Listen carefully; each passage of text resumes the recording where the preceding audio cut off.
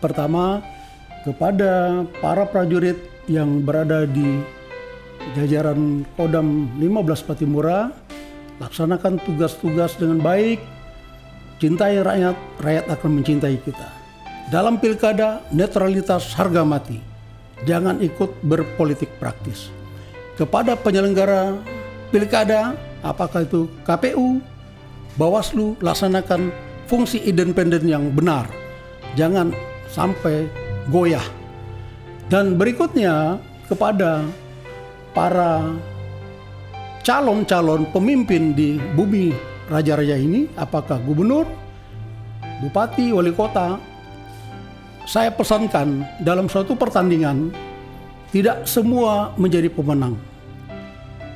Pasti ada yang kalah dan ada yang menang.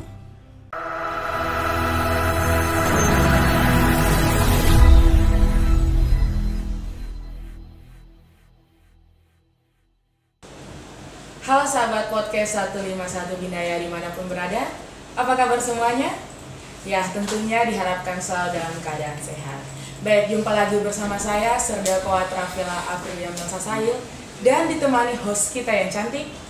Hi everyone, how are you all? I hope you are always good. I am Coimbra dos Santos Santana, daughter of Captain C.A.J. Laurindo dos Santos and Letda Koat Naomi. I'm very happy and enjoy join us with 151 Binaya Podcast. Nice to meet you.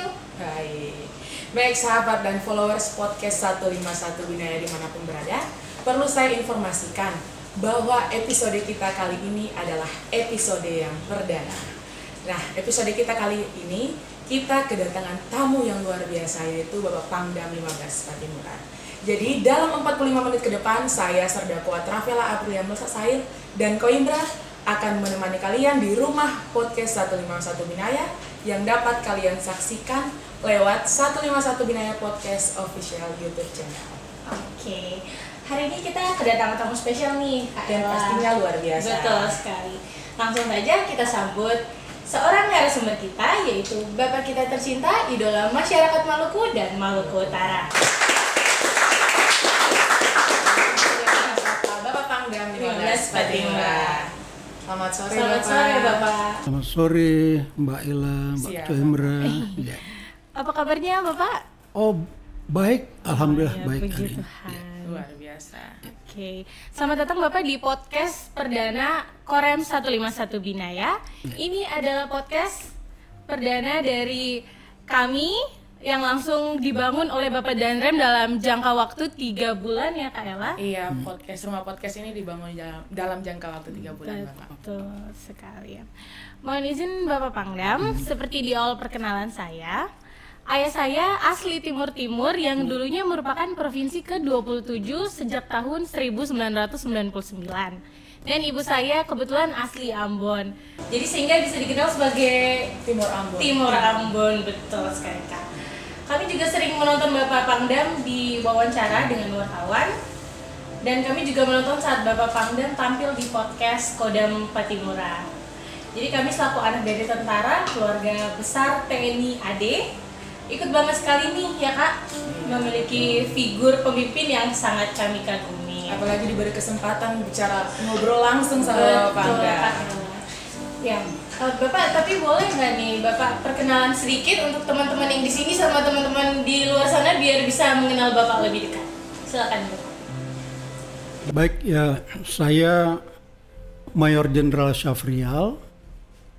Saya lulusan Akademi Militer tahun 1990, berasal dari Sumatera Barat, Padang. Kemudian saya punya istri, Ibu Sinta Dwi Damayanti, sarjana ekonomi, dan alhamdulillah saya sudah dikaruniai 2 putri. Yang pertama seorang dokter bekerja di rumah sakit daerah Sungai Liat, Bangka Belitung. Kemudian anak saya yang kecil juga seorang putri, saat ini sedang menimba ilmu kuliah di Australia, di Melbourne, Monash University. Ya. Kemudian saya sebelum menjabat Panglima Kodam 15 Patimura ini, pernah menjabat Kepala Staf Kostrad. Sebelumnya lagi saya pernah Panglima Divisi Infanteri 2 Kostrad di Malang. Dan saya juga pernah menjabat Kepala Staf Kodam 2 Sriwijaya, Kasdif, dan sebenarnya di Maluku ini tidak asing bagi saya karena pada tahun 2015 dan 16 saya pernah menjabat sebagai Komandan Korem di 152 Babullah, tempatnya di Maluku Utara. Iya. Ternate. Ya, Ternate, betul. Kemudian kalau pengalaman hampir sama, saya kebetulan pernah mendapatkan kesempatan sekolah di luar negeri beberapa negara, termasuk penugasan-penugasan. Luar biasa sekali. Terima kasih Bapak atas perkenalan singkatnya. Bentar ya namanya. Apa itu Kak?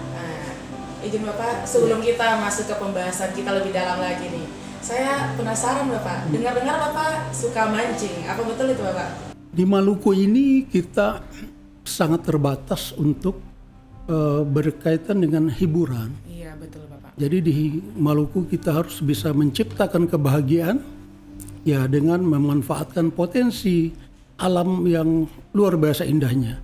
Nah, saya kadang-kadang mancing, kadang-kadang berenang, snorkeling ataupun diving. Jadi memang saya memanfaatkan waktu luang untuk kegiatan tersebut. Iya betul. Berarti memang spot-spot di Maluku nih sangat bagus untuk lebih ke air gitu ya Bapak ya, soal kayak mancing, terus berenang sama berenang seperti itu Bapak Ijun. Iya, jadi alangkah ruginya kalau tentara khususnya atau pejabat yang berdinas di negeri kepulauan seperti kita ini, yang mana wilayahnya 92% itu terdiri dari laut, air. Pak, betul. Jadi ini suatu kesempatan yang harus kita eksplor sehingga kita betul-betul paham, oh Maluku ini luar biasa. Iya, betul. Kita datangi, kunjungi pulau-pulaunya dan sebagainya. Luar biasa. Oke, Kak Ella Santa mau tanya nih. Oke, Bapak kami mau izin bertanya, bagaimana tugas Kodam 15 Patimura di wilayah Maluku dan Maluku Utara? Jadi sebenarnya Kodam itu adalah komando daerah militer. Ya. Kodam ini juga merupakan suatu Kotama. Kotama itu adalah komando utama yang berperan sebagai pembinaan dan operasional.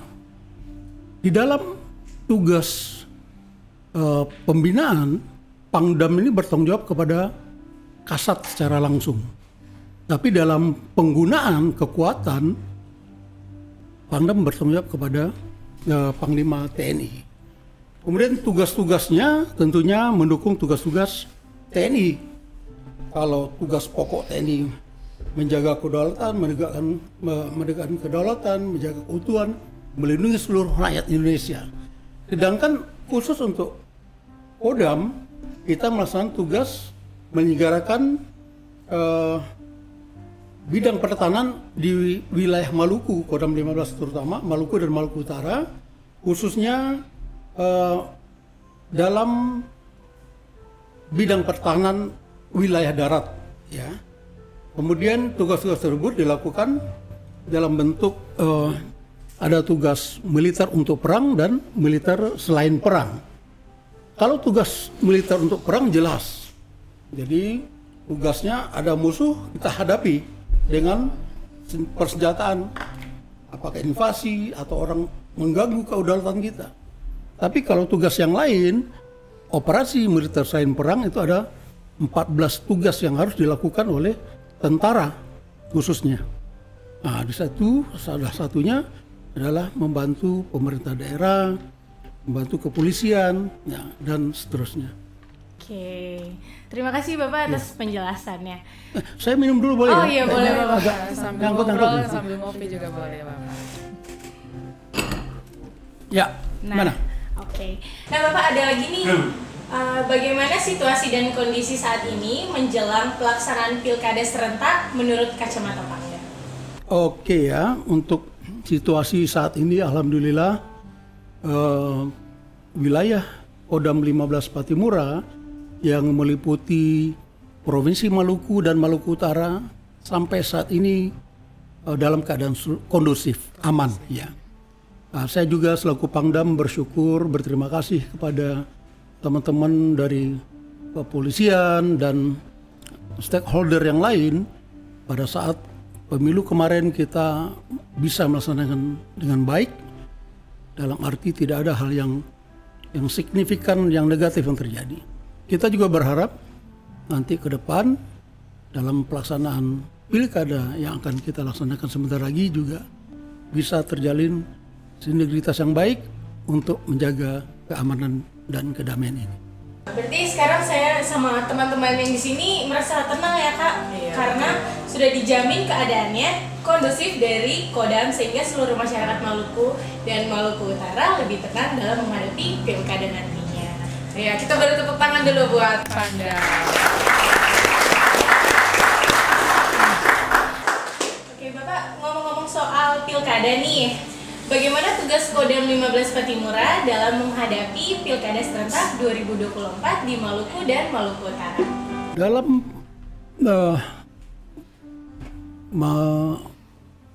melaksanakan pilkada yang sebentar lagi akan dilaksanakan, pesta demokrasi ini, Kodam 15 Patimura tentunya dalam hal ini kita sebenarnya tugas kita adalah tugas perbantuan kepada Polri. Dan ini juga seperti yang saya sampaikan tadi, tugas ini merupakan tugas selain perang. Dalam 14 tugas tadi, salah satu adalah membantu kepolisian dalam pengamanan dan ketertiban masyarakat di wilayah seluruh Indonesia. Sehingga kita juga sudah menyiapkan pasukan di Maluku dan Maluku Utara untuk membantu Polri dalam mengamankan pilkada. Dengan kekuatan saat ini totalnya 4.612 orang personil yang kita siapkan untuk membantu Polri. Untuk di wilayah Maluku sendiri kita menyiapkan 1.926 orang. Ini kita gelar di seluruh kabupaten kota yang ada di Maluku. Dan sebagai cadangan saya menyiapkan 600 orang di Ambon untuk saya gerakkan ke Maluku maupun Maluku Utara. Sedangkan di Maluku Utara sendiri kita menyiapkan personil sebanyak 1.990 orang. Jadi totalnya dalam pilkada ini kita menyiapkan 4.516 orang. Itu wilayah Maluku dan Maluku, Maluku Utara, dan Bapak. Maluku Utara, ya betul. Kegiatan apa sih yang telah Bapak laksanakan dalam rangka mempersiapkan pilkada serentak 2024 ini? Jadi pada dasarnya dalam pilkada ini ada penyelenggara, ada pengawas, ada pengamanan. Dalam hal ini penyelenggara pilkada ini adalah KPU dan pengawasnya ada Bawaslu. Mereka independen, disiapkan oleh pemerintah. Kita, tentara, polisi, mengamankan proses demokrasi ini. Kemudian apa yang sudah kita lakukan?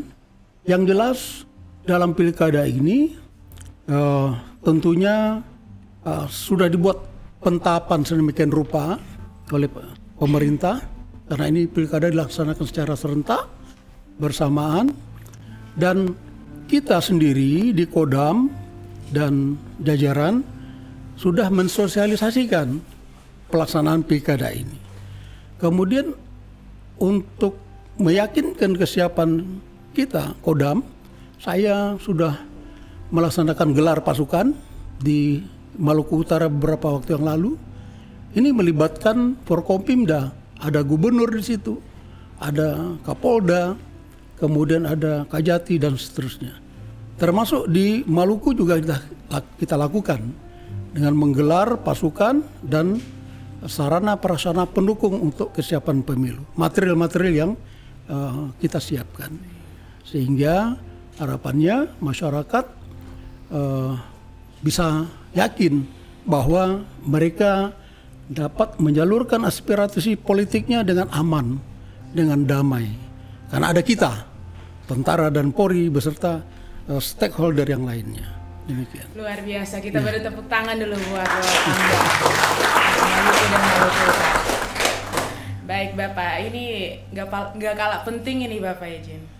Nah, penekanan Bapak Pangdam buat prajurit dan ASN Kodam 15 Patimura dalam menghadapi Pilkada serentak 2024 ini. Sesi berikutnya kita ngopi lagi ya sebentar. Iya, boleh Bapak. Minum dulu, ngopi dulu. Iya. Nah, jadi dalam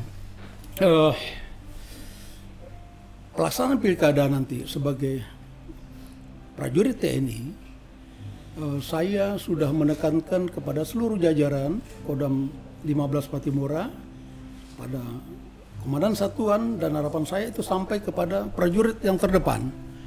Yang pertama, selalu saya ingatkan kepada prajurit dan ibu-ibu Persit pada saat kunjungan kerja dan sebagainya, bahwa tentara itu dalam pilkada harus bersifat netral. Itu harga mati. Kita sebagai prajurit tidak boleh berpolitik praktis. Politik tentara adalah politik negara. Ya, politik negara di mana kita melaksanakan semua mendukung pemerintah yang sah sesuai hasil pilihan rakyat yang legal dan diakui oleh undang-undang, itu akan kita dukung. Kita tidak boleh ikut dalam politik identitas yang sekelompok orang, ras, agama dan segala macam. Jadi tentara tidak boleh berpolitik. Ya. Kalau ingin berpolitik boleh, tapi dengan catatan harus keluar, resign dulu, mengundurkan diri dari tentara. Nah, karena itu kita sudah meyakinkan bahwa kita tidak boleh berpolitik. Kemudian untuk menjamin prajurit di lapangan tidak ikut terlibat politik praktis tadi, makanya ada aturan-aturan yang kita buatkan. Di situ ada buku saku netralitas TNI yang harus dipedomani oleh seorang prajurit. Ya.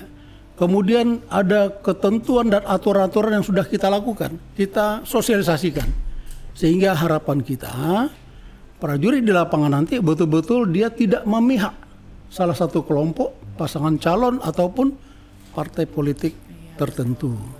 Demikian. Nah Bapak, satu lagi nih, apa himbauan Bapak Pangdam kepada masyarakat Maluku dan Maluku Utara dalam menghadapi pilkada?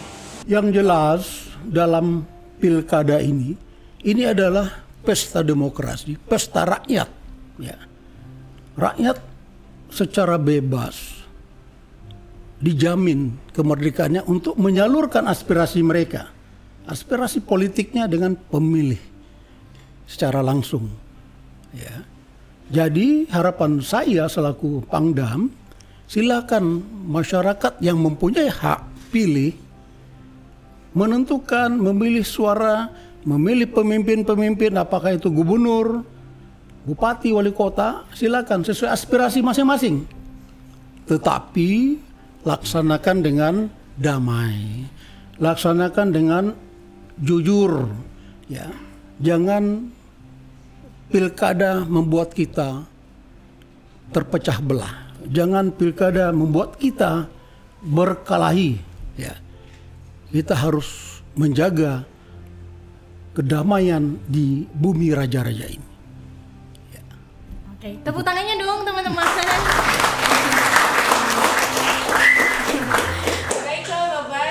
Atas waktu yang sudah diberikan untuk kami dan sahabat-sahabat podcast di sini dan di luar sana. Oke, baik. Ada satu lagi nih yang apa tuh, Kak? pengen saya tanya ini Bapak.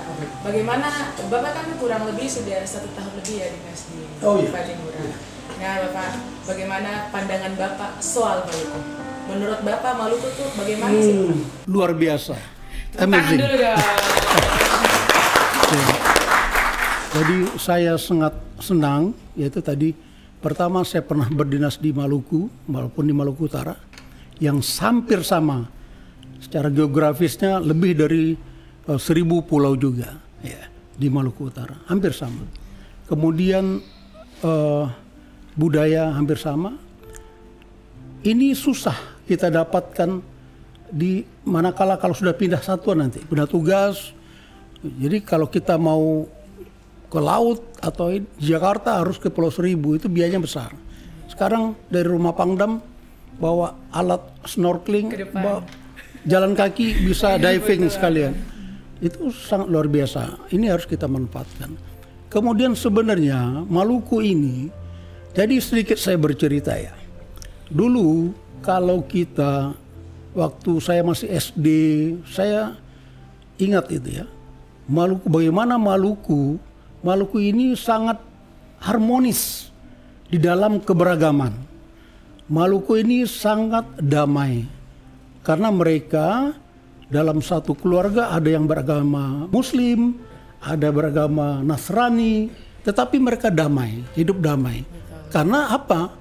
Karena ada budaya mereka dari turun-temurun. Mereka ada katong semua basudara, ada pela gandong, ya, potong di kuku, rasa di daging, ale rasa, beta rasa, sagu selempeng di patah dua. Artinya itu sangat dalam bagi persaudaraan. Nah inilah yang harus kita gelorakan semangat ini, ya, semangat ini hal yang luar biasa. Jadi masyarakat Maluku harus bersyukur dengan adanya warisan leluhur yang mengajak untuk persaudaraan ini. Jangan sampai kita terpecah belah oleh oknum-oknum atau pihak-pihak yang tidak ingin adanya kedamaian di bumi atau di negeri raja-raja ini. Kita semua harus jaga itu. Katong semua bersaudara. Itulah yang menjadi program awal saya buat Basudara Patimura, semua bersaudara, tentara dengan tentara, tentara dengan polisi dan masyarakat, semua saudara kita. Kalau itu sudah terwujud, tidak ada lagi perkelahian itu, ya, nggak ada lagi bakalahi di Maluku ini, semua bersaudara. Ada perselisihan kita selesaikan secara persaudaraan. Itu yang saya lihat di Maluku, dan yang jelas luar biasa Maluku. Ya. Tepuk tangan dulu buat luar biasa. Oke Bapak, sebagai penutup dari acara live kita, kami boleh minta closing statement dari Bapak? Saya himbau, jadilah para calon-calon pemimpin yang arif dan bijaksana. Kalau menang, ya kita terima dengan baik. Jangan arogan. Kalau kalah, terima juga dengan baik. Siapkan untuk pertarungan berikutnya. Sehingga harapan kita semuanya, pilkada ke depan yang sebentar lagi akan kita lakukan, tepatnya 27 November 2024, pemungutan suara secara serentak, khusus di Maluku dan Maluku Utara, dapat berjalan dengan damai, aman, lancar, dan menghasilkan pemimpin-pemimpin yang amanah, bertanggung jawab, dan membangun negeri bumi raja-raja ini. Basudara Patimura, lawan menawala, tetap semangat, maju terus, pantang mundur.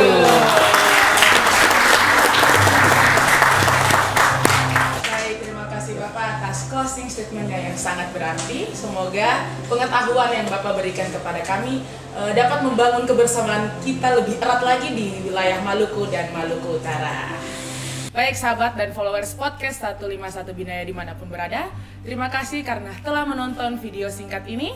Jangan lupa like, comment, share, dan subscribe video ini. Saya Serdako Atrafela Aprilia Melsasail dan Saya Coimbra de Santos Santana. Dan narasumber kita, Saya Mayor Jenderal Safrial mengucapkan pamit undur diri. Oh, undur diri. Siap. Terima kasih. Salam kompak dari kami. KMC Mese Aman. We love Indonesia forever.